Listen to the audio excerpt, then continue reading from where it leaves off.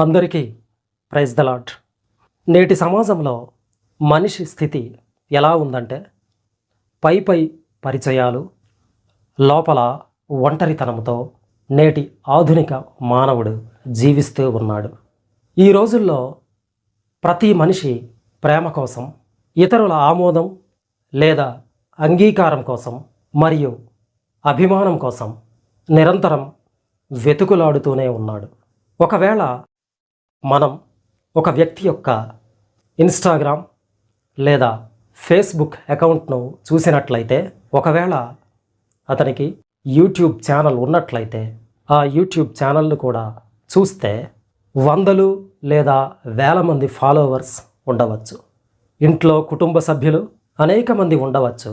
మరియు తాను నివసిస్తున్న ప్రాంతంలో చుట్టూ ఎంతోమంది జనం తిరుగుతూ ఉండవచ్చు. కానీ ఇంతమంది మధ్య మనిషి, నేటి ఆధునిక మానవుడు జీవిస్తూ ఉన్నప్పటికీ చాలామంది మనుషులు అంతరంగంలో తీవ్రమైన ఒంటరితనంతో జీవితాలను గడుపుతూ ఉన్నారు. అయితే లోపం ఎక్కడ ఉంది? మనుషులు ప్రేమ కోసం వెదకుతున్నారు, కానీ వారికి నిస్వార్థమైన నిజమైన ప్రేమ దొరకడం లేదు. నేటి సమాజంలో స్నేహాలన్నీ స్వార్థపూరితంగా మారిపోయాయి. మనిషి ఇతరులు తనను అంగీకరించాలని కోరుకుంటున్నాడే తప్ప తాను మాత్రం ఇతరులను పూర్తిగా అంగీకరించలేకపోతూ ఉన్నాడు.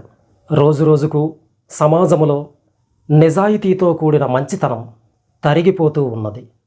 ఒక రకంగా చెప్పాలంటే అంతరించిపోతున్న మానవ లక్షణాల్లో ముందు వరుసలో ఉన్నవి ఏమిటంటే నిజాయితీ, మంచితనం. మంచితనం కోసం వెతికే మనిషికి నిరాశే ఎదురవుతోంది.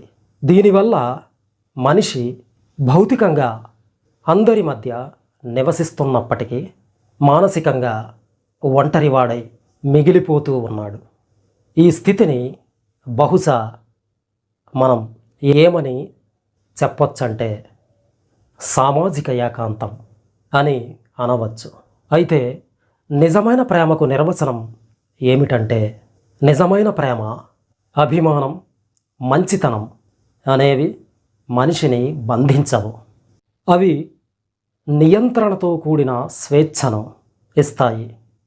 కానీ నేటి మనుషులు స్వార్థపూరితమైన ఆకర్షణల నుండి పుట్టే బంధాలను కోరుకుంటూ నిజమైన స్వేచ్ఛను కోల్పోతూ ఉన్నారు.